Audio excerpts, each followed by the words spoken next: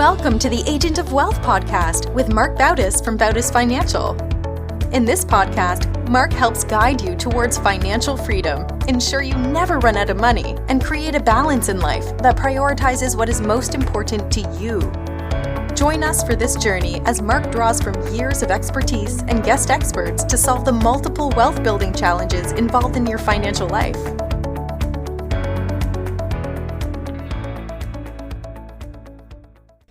Welcome back to the Agent of Wealth. This is your host, Marc Bautis. In today's episode, we're diving into a topic that's shaping the future of finance. Blockchain technology has been making waves for years, but we're now starting to see its true potential to revolutionize how businesses operate, how transactions are verified, and how we build trust in a world that's increasingly virtual. To help us understand this transformation, I'm joined by Dan Averbukh, an entrepreneur with a deep background in investment finance and blockchain technology. Dan is the founder of validityBase, a company that leverages blockchain to help businesses create globally verifiable and highly credible data. Whether you're a financial professional, a tech enthusiast, or simply curious about how blockchain might impact your world, this is an episode you don't want to miss. Dan, welcome to the show.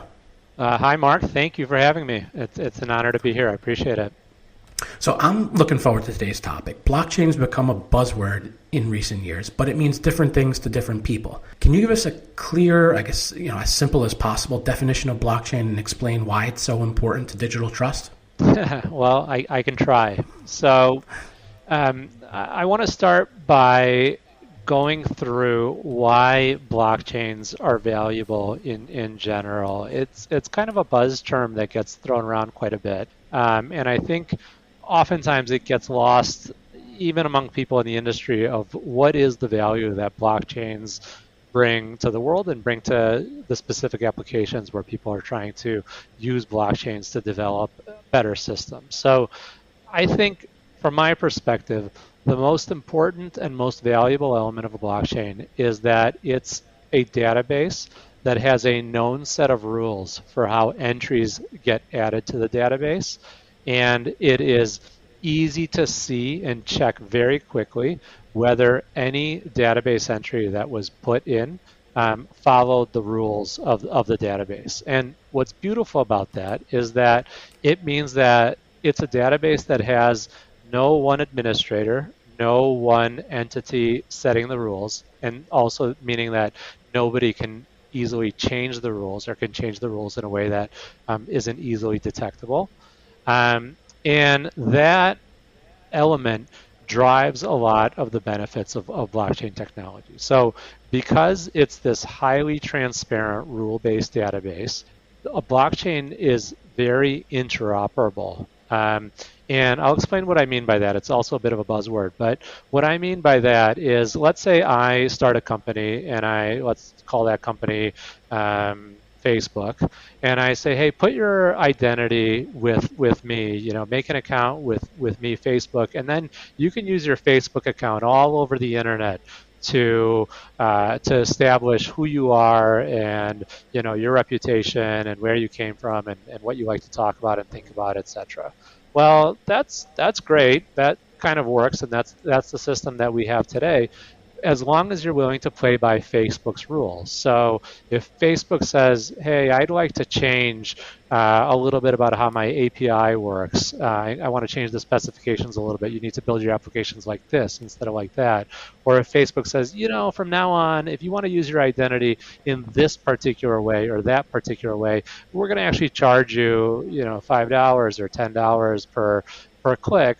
There's not that much that you can do about it because at the end of the day, it's Facebook's database, and Facebook decides how your information in their database gets used and how other people are able to interoperate with that database.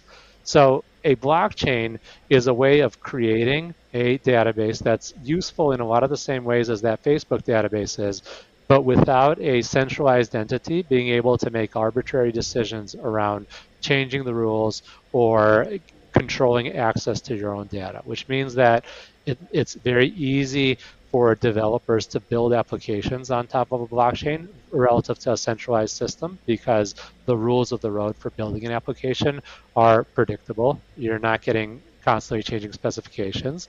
And it also means that there's no bureaucracy, there's no complexity around onboarding. You set up with a digital wallet, and off you go. You're able to access a lot of the applications that are available on blockchain. So that's kind of one important component. The second important component, and I've already kind of started going down this road, is there's no single administrator that can change the rules, which means there's no single point of failure. There's no one computer system or one entity going bankrupt that stops you from having access to your data, or from being able to use a particular application. Your tokens, as recorded in a blockchain database, are yours. They're not, Facebook's to tell you what to do with as they wish.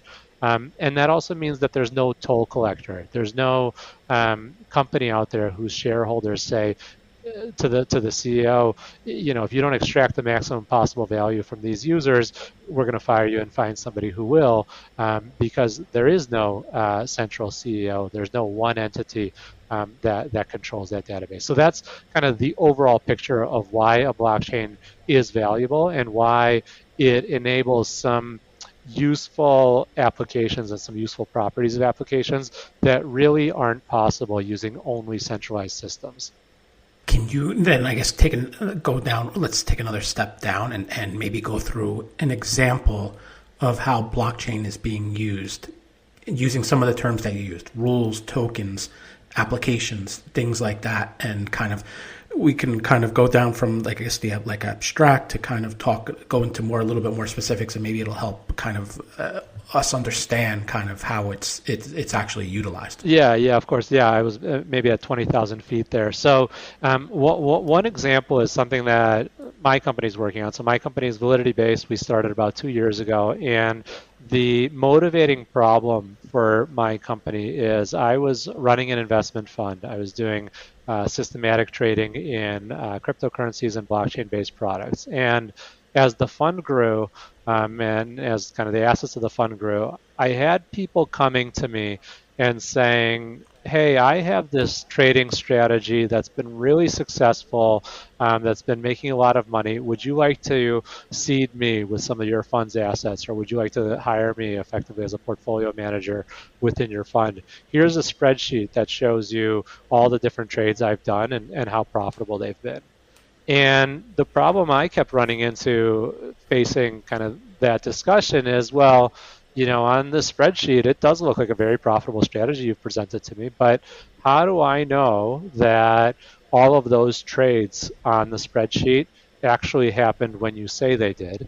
And how do I know that, the worst trade's not missing for some reason, or maybe that you started the spreadsheet at a particularly opportune time, and just before you started the spreadsheet, there were some trades out there that weren't particularly profitable. And so I started thinking about, well, how would you figure out that the data that somebody presents to you that they created somewhere else is actually the data that they created at that point in time that they claimed they did?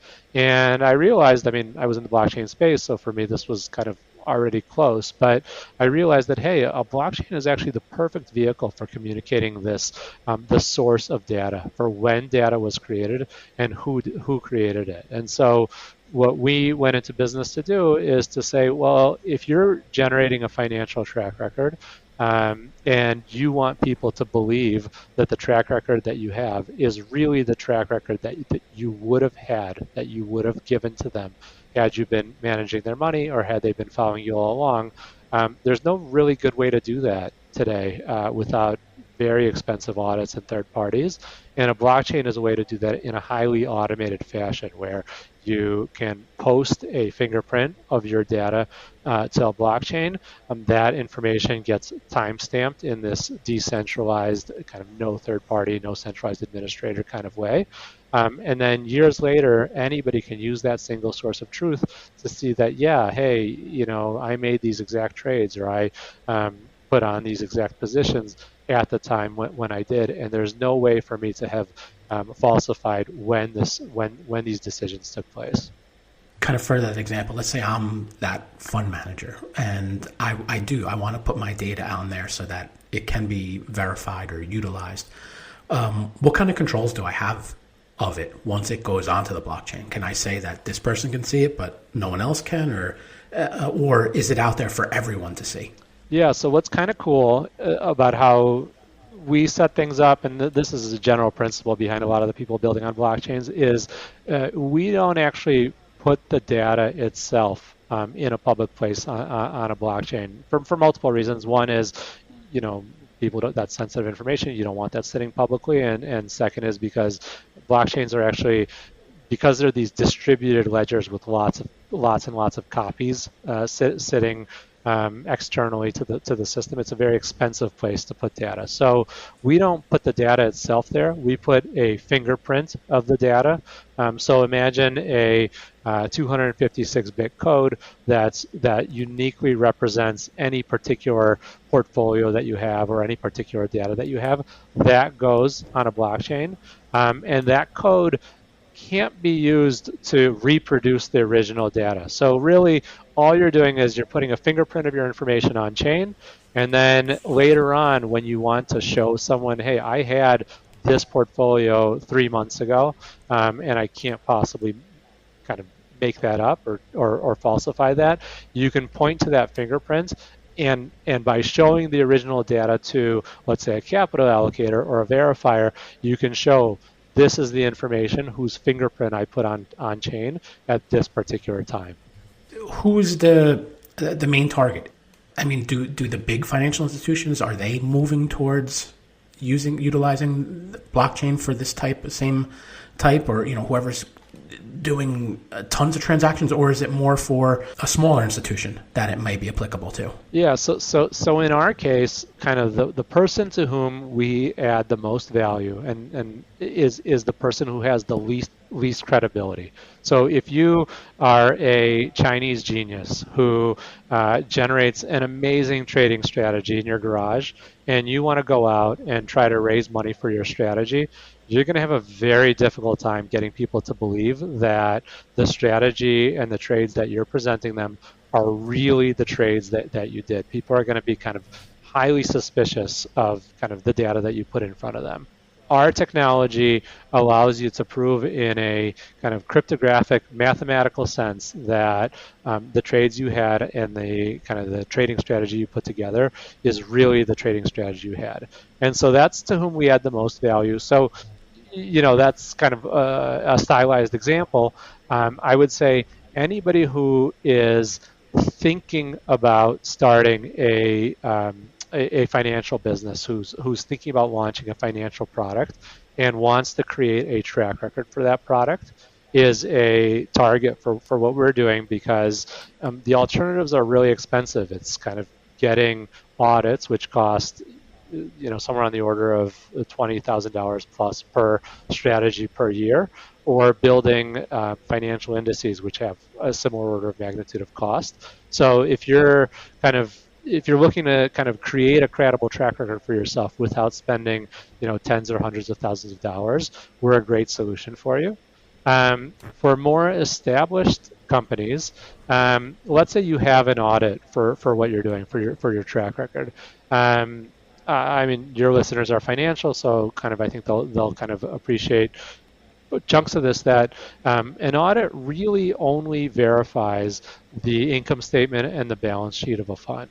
It verifies whether a fund made money. But if you're making a decision about whether to invest in a fund, one of the most important things you want to do is figure out how a fund made money and whether it's going to be able to continue to make money in the future based on its methodology and based on the reproducibility of what the fund does. And for that, you need to know more than just kind of the income statement and the balance sheet. You need to know, what kind of risks was the fund taking? How did those risk exposures change over time? Was there a lot of concentration in the risks, et cetera, et cetera? And so our technology allows that to be communicated, again, in this kind of cryptographically verified, mathematically verified way from the fund manager to the capital allocator. So that's kind of what the larger funds would want to use us for. Is that something that the fund has to set up once they start working with you, some of those additional things than just the income statement and the balance sheet? Or does that happen automatically or come out of the box from your product? Yeah, it kind of happens automatically. So a fund basically stamps its positions. And what I mean by that is it creates a cryptographic fingerprint of what those positions were at a particular point in time, and then uses our technology to publish that fingerprint.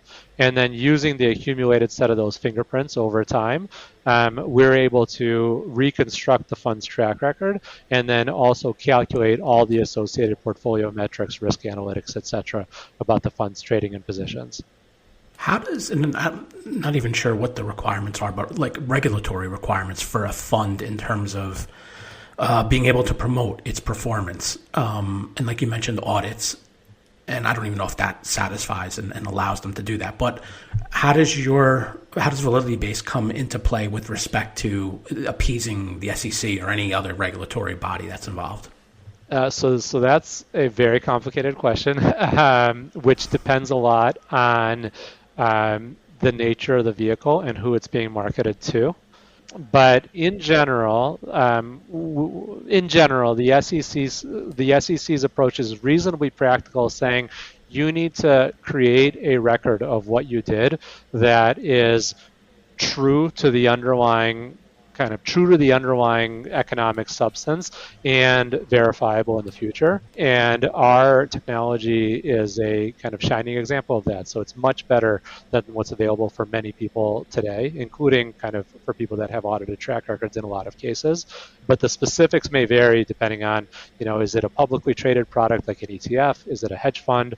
Meaning you're marketing only to accredited investors. So it's a little bit up to the kind of the fund sponsor or the product sponsor to know how those rules apply directly to them. And what about the types of the type of fund? Is there a special or different type that makes more sense to put their transactions on the blockchain versus others? Like versus if one fund is just trading listed products versus one that's trading digital currencies or cryptocurrencies? Does one make more sense to utilize validityBase than others? Yeah, so the ones that make the most sense, the ones that work best are those that have publicly available price data. So cryptocurrencies work well, equities work well, options work well. Bonds work, but not quite as well because that data is a little bit harder to come by and a little bit more scattered and kind of fragmented. Things that are illiquid and don't have publicly available prices like private equity and venture capital, it really doesn't work because at the end of the day, you need a third-party source of price information for those kind of portfolios representations to actually mean something to somebody in the future. I guess kind of going back to like the structure of how this works on blockchain. Let's say I'm making a trade. How does that data then get onto the blockchain? Am I pushing it there? Are you hooked into, is validityBase hooked into wherever that transaction happened at? Or what's kind of like the structure of the transaction? So it very much depends on the environment that somebody's trading in. So some folks are pushing their portfolios to us on a hourly basis, on a daily basis. So it's basically ticker weight on an hourly basis or a daily basis. We also are integrated with Alpaca, the brokerage, and are in the process of integrating with Interactive Brokers. So somebody who's using Interactive Brokers to trade can just put in their API key into the validityBase interface, and then Interactive Brokers will push their trades and their positions to us. We create that fingerprint information that I mentioned to you, and then publish that fingerprint, and then store the portfolio positions and make all of that accessible to an allocator or a potential investor down the road. What are some of the, I guess, there's skeptics and everything, but I'm sure you hear skeptics on utilizing blockchain. What are some of the misconceptions that you hear people push back on implementing it or utilizing it? So one is what you mentioned around not wanting their information to live publicly, to be publicly available. So and I see that as a misconception because all of the internet traffic that people kind of do these days. And with your bank, et cetera, it's all based on these same cryptographic signatures where you put in your bank account information and your login and password, you hash it or you encrypt it, and then you send it in open form, that fingerprint information over the internet. So it's just that information that ends up living on chain and not the actual portfolio information or the sensitive private information itself.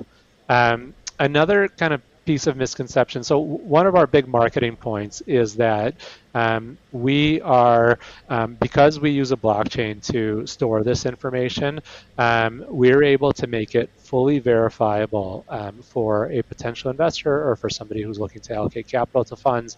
What was the strategy that somebody ran? What was the performance of that strategy? As well as how many strategies did that person or company run? Because if you're seeing the best strategy out of 1,000, you might be a little bit more skeptical about what you're seeing than if you're seeing the best strategy out of 1 or out of 2. And actually, there's a bit of a saying among capital allocators that you've never seen a bad backtest, and every SMA you see the results for is the best SMA that manager was managing. So we actually solve that problem because thanks to the transparency and auditability of blockchain records, you can see all the strategies that a particular person or a particular company stamped using our technology. And so you can actually see, was this the best out of 2 or the best out of 1,000? A lot of people think, you can still game this system because you can make 1,000 different accounts and put one strategy in each. But that would actually be kind of immediately visible and transparent using thanks to the nature of blockchain technology and how kind of transparent and audible it is and how we tie identity to your blockchain identity.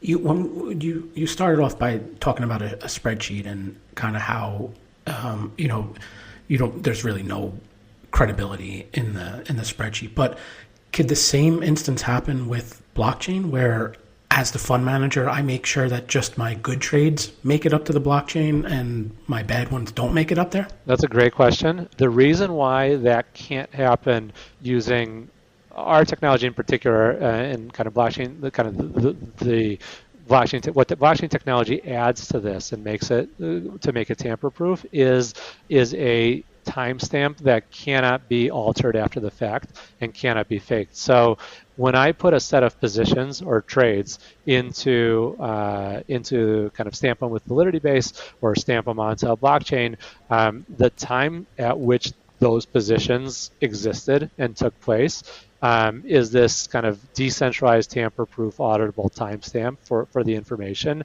And that means that you can't really put a better version of the information than you have at that point in time, if that makes sense to you. So like if at 2 p.m., you own Google, put that you own Google, that's your best bet.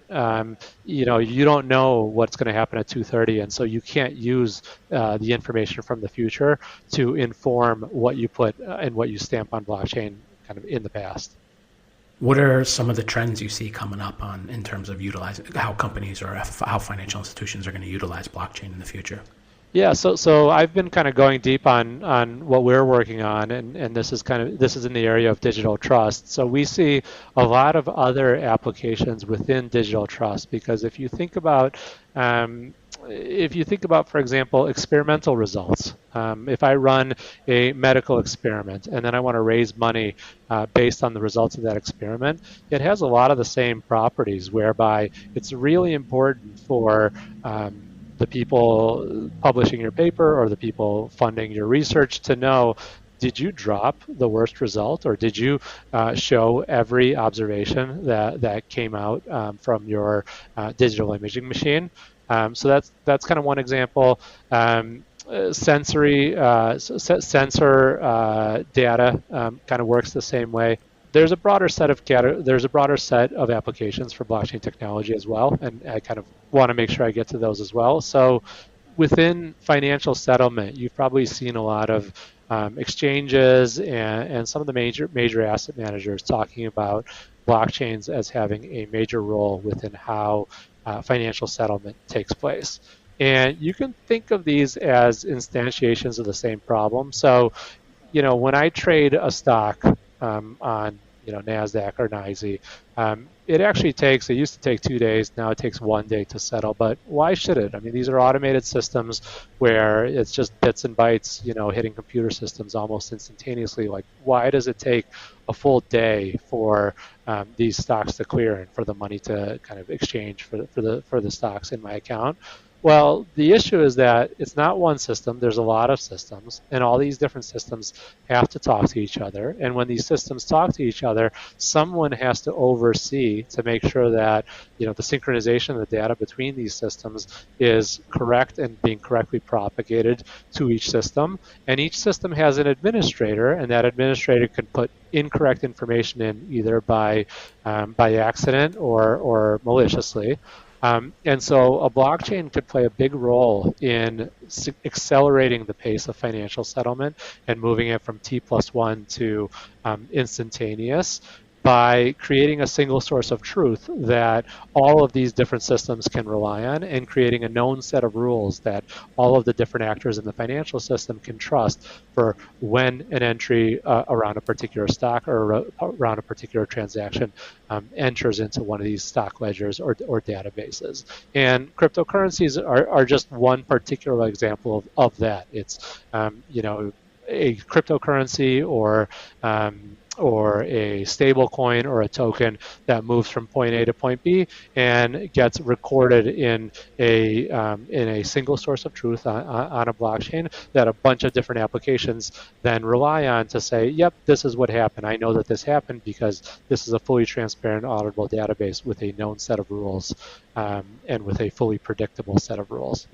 To get to that point, like you used the example of settlement going from T+1 to instantaneous, who has to get on board? Is it every financial institution? Is it the government that has to? And is that something is there any movement towards that, or is it kind of plodding along? I would say both. There's a lot of movement towards it, and it's plodding along.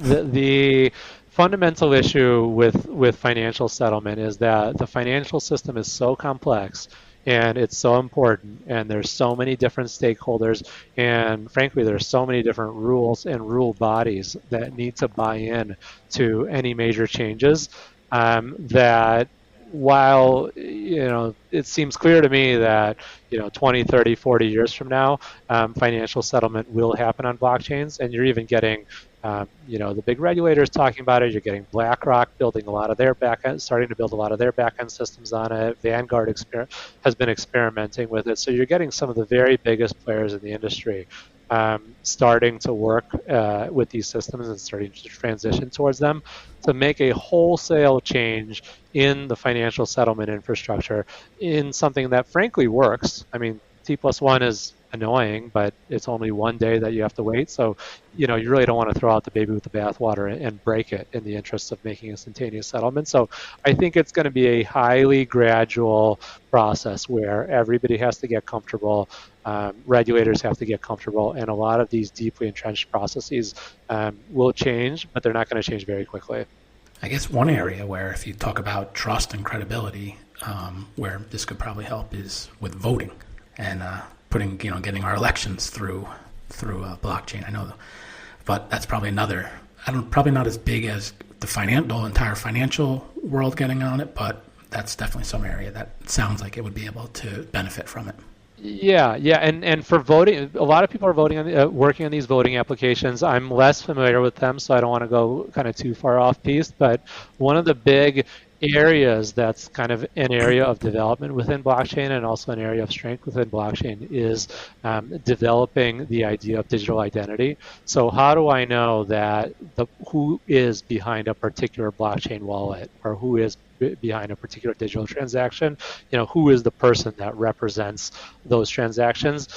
Tying that to some sort of offline identity or some sort of social identity is a big area of development, and a big area that a lot of venture capital is going to fund, because to unlock some of the applications like voting, you kind of need to tie the person to the online and to the on-chain action that takes place. Yeah, makes sense. All right, Dan, that's all the questions I have for you today. I want to thank you for sharing your insights on blockchain and digital trust. It's clear that it's not just a buzzword and that it will definitely have a big impact on businesses, financial institutions, and the future of how we build trust in the digital world. Before we go, how best can our listeners learn more about your work at validityBase and get in touch with you? Yeah, so our website is vbase.com, like V like validity, base.com. So you can go, your audience can go to www.vbase.com to go to our website. We have a contact page up there, and they can also play around with our blockchain application with just an email and password at app.vbase.com. That's app.vbase.com, and we'd love to hear from your audience, and we're always happy to get feedback.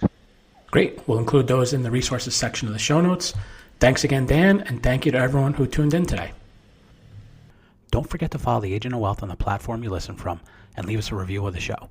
We're currently accepting new clients, and if you'd like to schedule a one-on-one consultation with our advisors, please do so at bautisfinancial.com/call.